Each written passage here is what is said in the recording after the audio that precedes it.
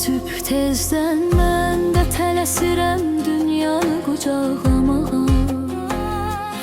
Niyə kədərlidir o çalışıram anlamağa. Gecə düşür amma yuxunu qovuram mən uzağa. Onun səsiyle möcüzələr yaradıram sabaha. Sənin qəlbindəki yaraları görürəm.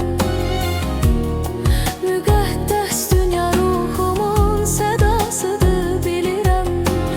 Yalvarıram dünyanı xilas et, sevgini yaşat. Yaşamaq istədiyim bu dünyanı sən mənə bağışla.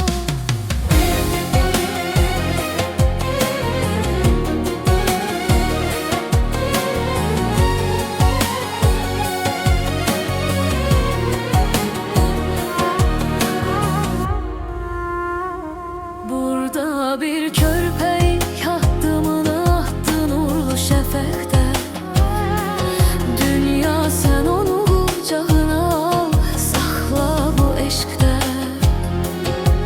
Ağ saçlı zirvələr, qızılı zəmilərin enişi. İmkan verməyə kül örtsün, qoruyaq bu gəlişi. Sənin qəlbindəki yaraları görürəm.